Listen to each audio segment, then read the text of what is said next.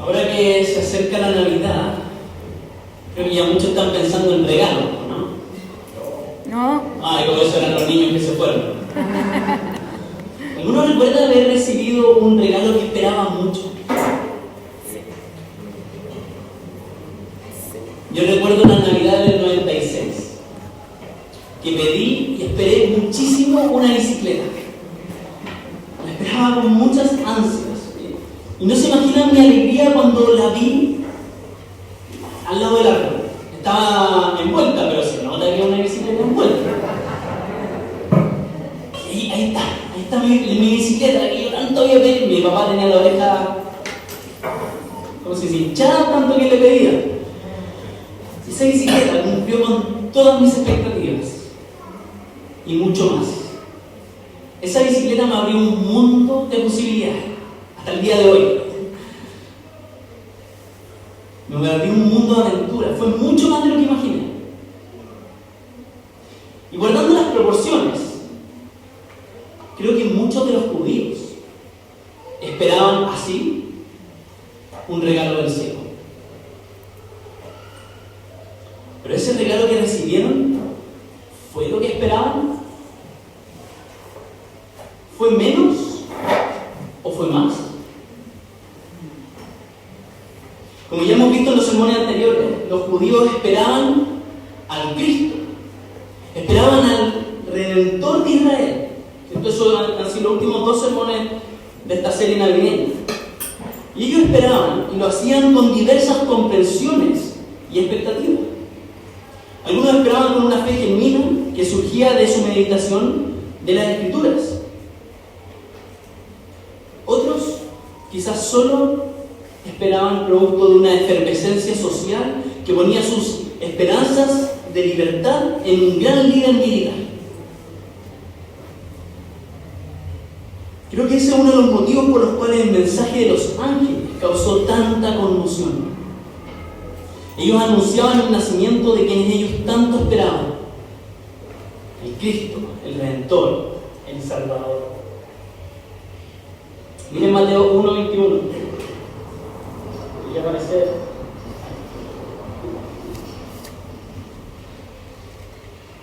María dará a luz un hijo. Esto es lo que los ángeles anunciaban. María dará a luz un hijo y le pondrás por nombre Jesús, porque él salvará a su pueblo de sus pecados. Y también en Lucas 1, verso 31, dice: quedarás encinta y darás a luz un hijo, y le pondrás por nombre Jesús. Él será un gran hombre y lo llamarán Hijo del Altísimo. Dios el Señor le dará el trono de su padre David y reinará sobre el pueblo de Jacob para siempre. Su reinado no tendrá fin. ¿Se dan cuenta de cómo sería llamado este niño? Por un lado, Jesús, que significa Jehová salva.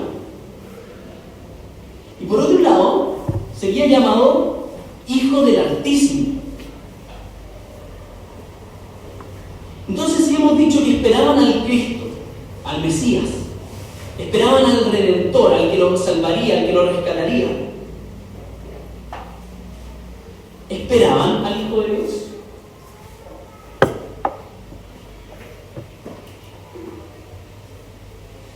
En un sentido creo que sí lo esperaban. Desde el comienzo de sus Biblias hebreas, ellos veían formarse esta idea del Hijo de Dios.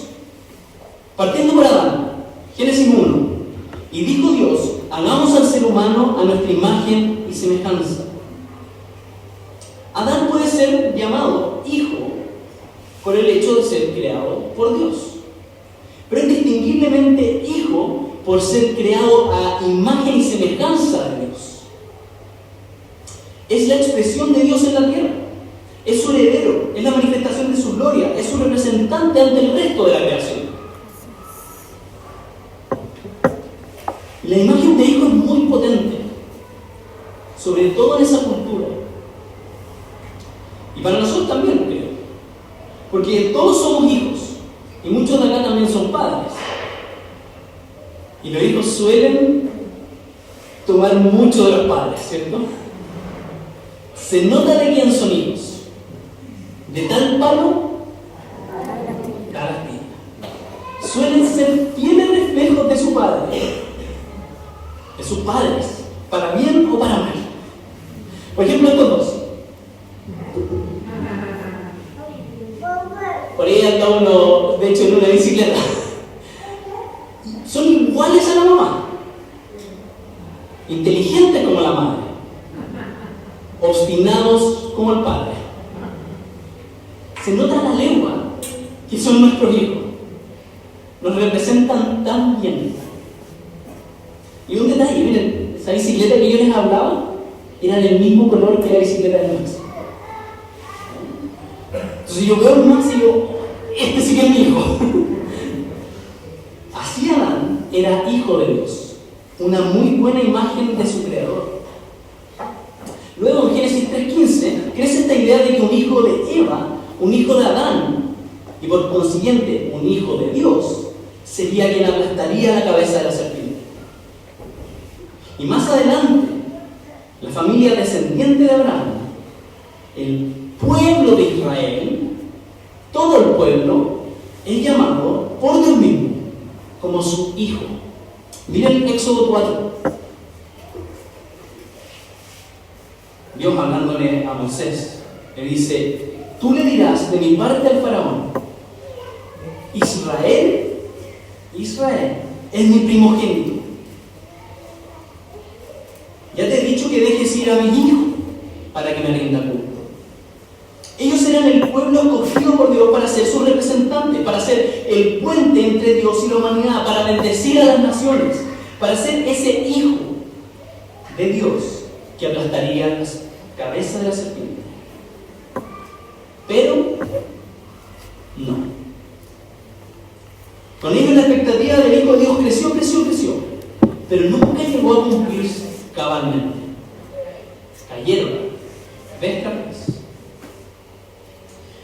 De hecho, posteriormente, al rey de Israel, Dios le prometió que uno de su descendencia sería ese rey para siempre, a quien él llamaría hijo,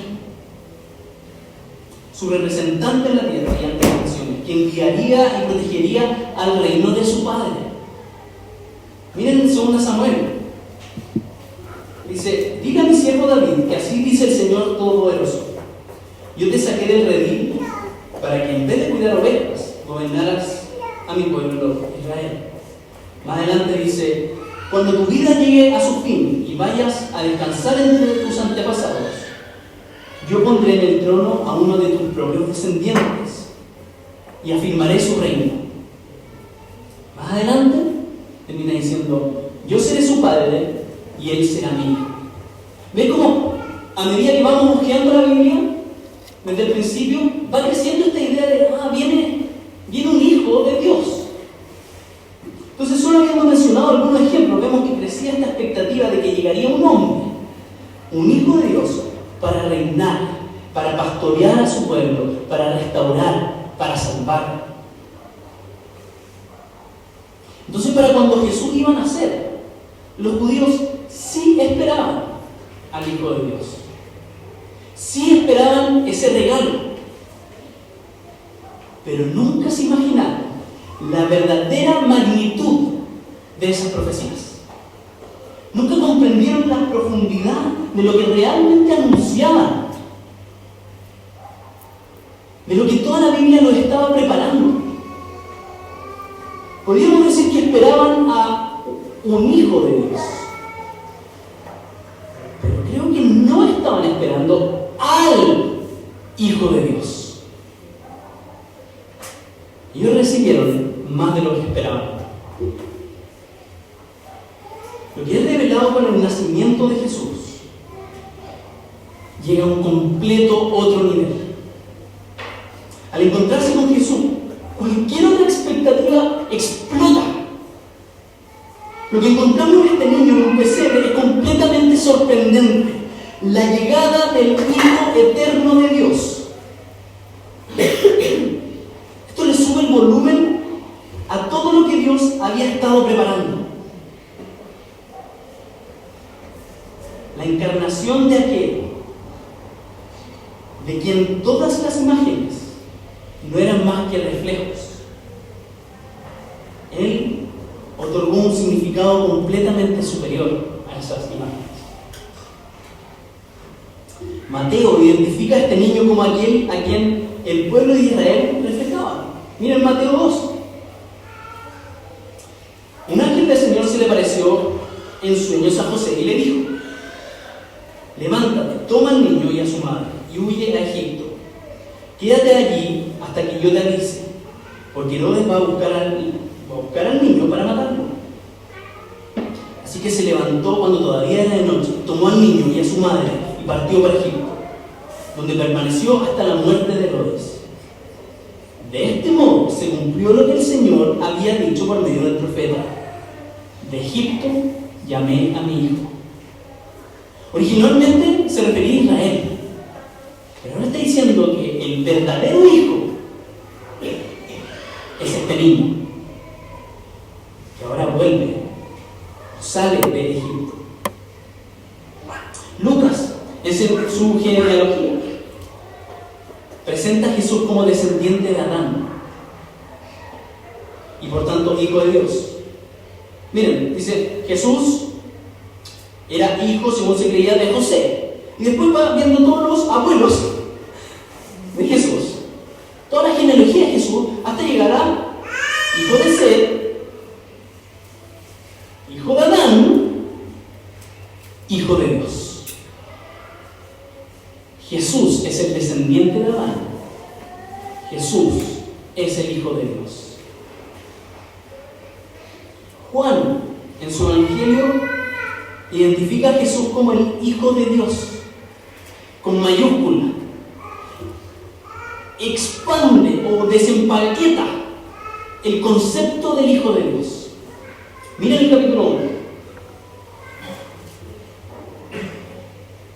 Dice: en el principio ya existía el Verbo, y el Verbo estaba con Dios, y el Verbo era Dios. Él estaba con Dios en el principio. Por medio de Él todas las cosas fueron creadas. Sin Él, nada de lo creado llegó a existir. Continúa. Y el Verbo se hizo hombre y habitó entre nosotros. Y hemos contemplado su gloria, la gloria que corresponde al Hijo unigénito del Padre, lleno de gracia y de verdad. A Dios nadie lo ha visto nunca. El Hijo unigénito, que es Dios y que vive en unión íntima con el Padre, nos lo ha dado a conocer. Más adelante en el capítulo 1 continúa diciendo: Juan, el Bautista, declaró: vi al Espíritu descender del cielo como una paloma y permanecer sobre él, sobre Jesús. Yo mismo no lo conocía, pero el que me envió a bautizar con agua me dijo: aquel sobre quien veas el Espíritu, que el Espíritu desciende y permanece, es el que bautiza con el Espíritu Santo. Yo lo he visto y por eso testifico que este es el Hijo de Dios. Más adelante, en el mismo capítulo 1, cuando Jesús vio a Natanael, que Natanael se le acercaba, comentó: aquí tienen a un verdadero israelita en quien no hay falsedad. ¿De dónde me conoces?, le preguntó Natanael. Antes de que Felipe te llamara, cuando aún estabas bajo la higuera, ya te había visto. Rabí, tú eres el Hijo de Dios. Tú eres el Rey de Israel, declaró Natanael. Como ese regalo que hablamos o recordamos al principio. Ellos tenían la esperanza de que el Mesías sería llamado Hijo de Dios. Pero creo que jamás imaginaron que las profecías realmente estaban hablando del Hijo de Dios. Del Hijo de Dios con esta intensidad, con este nivel de intimidad relacional con Dios. Por eso el credo de Nicea Constantinopla,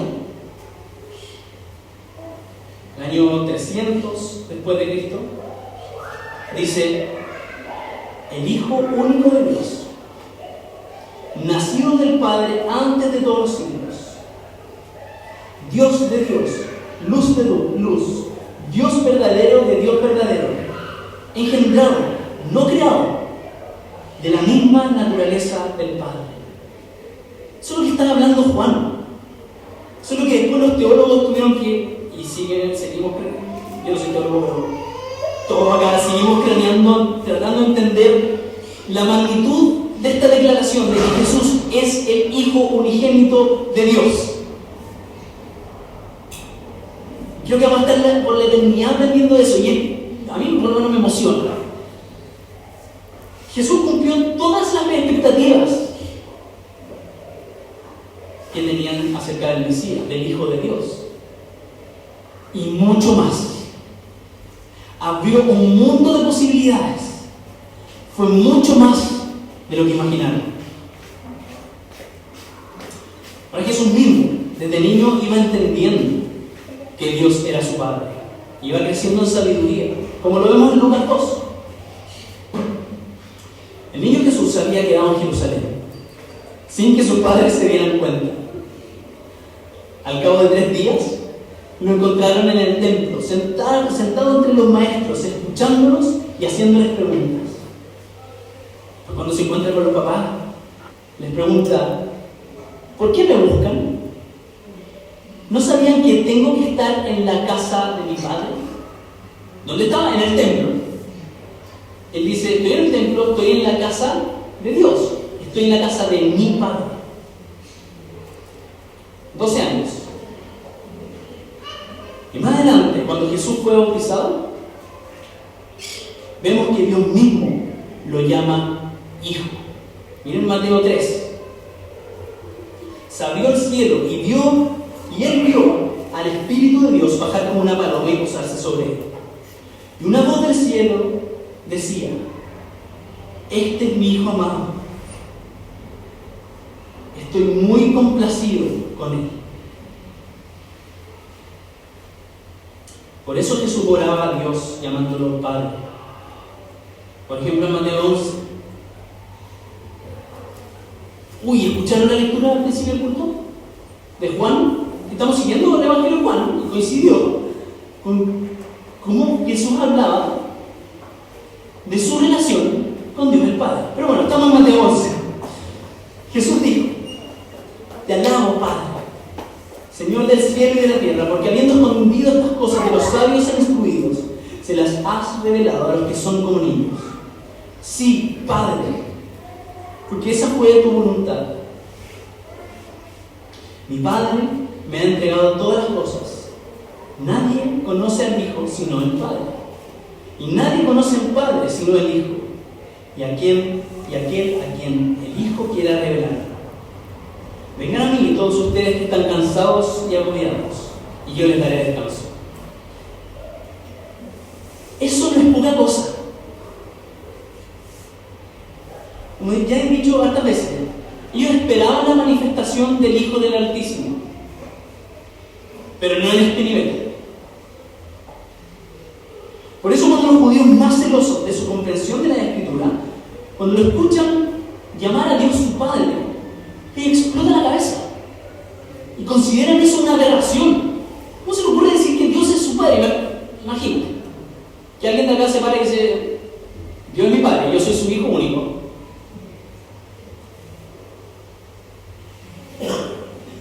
Ellos lo consideran una blasfemia. Y eso lo vemos en Juan 5. Cuando Jesús es increpado por sanar a un inválido en sábado. Pero Jesús le respondía: mi Padre aún hoy está trabajando, y yo también trabajo. Así que los judíos redoblaban sus esfuerzos para matarlo, pues no solamente quebrantaba el sábado, sino que incluso llamaba a Dios su propio Padre, con lo que se hacía él mismo igual a Dios. O sea, si una persona decía que Dios era su Padre, está diciendo que Él es Dios. Se hacía igual a Dios. Entonces, obvio que a los judíos les parecía una locura. Y en verdad es una locura. Una hermosa locura. Que Jesús es tan íntimamente el Hijo de Dios, tan Hijo de Dios, que es Dios. El autor del libro hebreo lo explica mejor de lo que yo podría hacer. Yo había escrito todo un párrafo. ¿Para qué? Si el autor del hebreo lo dice mejor. Cuando habla de Jesús como el Hijo de Dios, fiel representante de Dios, heredero del trono de Dios. Esto lo estudiamos hace algún tiempo, cuando veíamos los sermones en Hebreos, capítulo 1. En estos días finales, Dios nos ha hablado por medio de su Hijo. A este lo designó heredero de todo, y por medio de él hizo el universo. El Hijo es el resplandor de la gloria de Dios, la fiel imagen de lo que Él es, y el que sostiene todas las cosas con su palabra poderosa. Y más adelante dice: ¿a cuál de los ángeles dijo Dios jamás? Tú eres mi Hijo, hoy mismo te he engendrado. Y en otro pasaje: yo seré su padre y él será mi hijo. Además, al introducir a su primogénito en el mundo, Dios dice que lo adoren todos los ángeles de Dios. Termina diciendo, con respecto al Hijo, Dios dice: tu trono, oh Dios, permanece por los siglos de los siglos, y el cetro de tu reino es un cetro de justicia. Entonces, si Jesús es el Hijo unigénito de Dios, si es así como los ángeles anunciaron, como Dios lo presentó, como los apóstoles lo conocieron y lo dieron a conocer, si Jesús es el Hijo de Dios, entonces esto tiene enormes implicancias. Esto lo cambia todo. Jesús es el Hijo eterno de Dios. Es el eterno Hijo de Dios hecho hombre. Él es el verdadero humano que refleja a Dios. Él es el mejor Adán. Él es el verdadero israelita que representa al Señor, que conecta el cielo y la tierra, que trae salvación, que bendice y juzga a las naciones. Él es el gran Cristo, el verdadero Hijo de Dios. Y como Jesús es el Hijo de Dios, entonces Él es el dueño de todo. El reino de Dios es suyo. Él puede traer el reino de su Padre a la tierra. Él puede reinar el universo, o gobernar el universo. Puede gobernar la historia, puede gobernar nuestras vidas. Él puede ser nuestro dueño. Si Jesús es el Hijo de Dios, entonces Él puede bendecir a la humanidad. Él puede juzgar a la humanidad. Si Jesús es el Hijo de Dios, entonces Él puede dictar la ley de Dios. Él puede enseñarnos cómo vivir. Él puede alimentarnos con su palabra. Si Jesús es el Hijo de Dios, entonces Él puede aplastar la serpiente. Él puede restaurar la creación. Él puede restaurar nuestra relación con Dios. Él puede restaurar nuestras relaciones entre nosotros.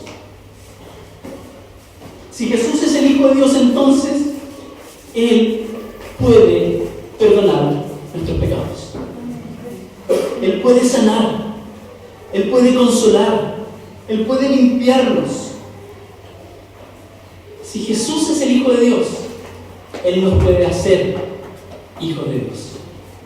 Nos concede la adopción. Ahora, ¿cómo vas a responder tú? ¿Cómo vamos a responder nosotros a esto?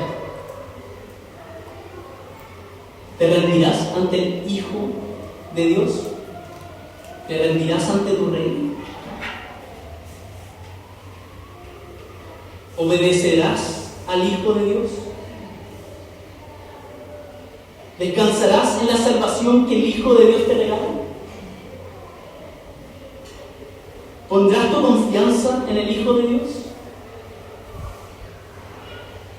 ¿Adorarás con todo a Jesús, el eterno Hijo de Dios? Oremos.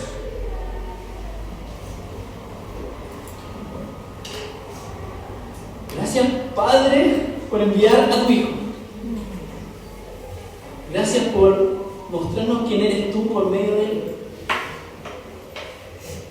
Gracias por ofrecer a tu Hijo para darnos salvación. Gracias, Jesús, por venir, por vivir como uno de nosotros, por triunfar en todo lo que nosotros hemos fallado y aún así cargar con todas nuestras culpas, en todo nuestro pecado. Gracias, Señor Jesús. Y gracias, Hijo de Dios, por resucitar. Gracias, Padre, por resucitar a tu Hijo y abrirnos el camino a Dios. Señor, permítenos no olvidar nunca esta verdad.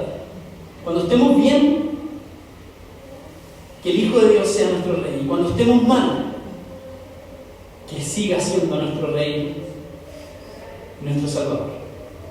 En su nombre oramos. Amén.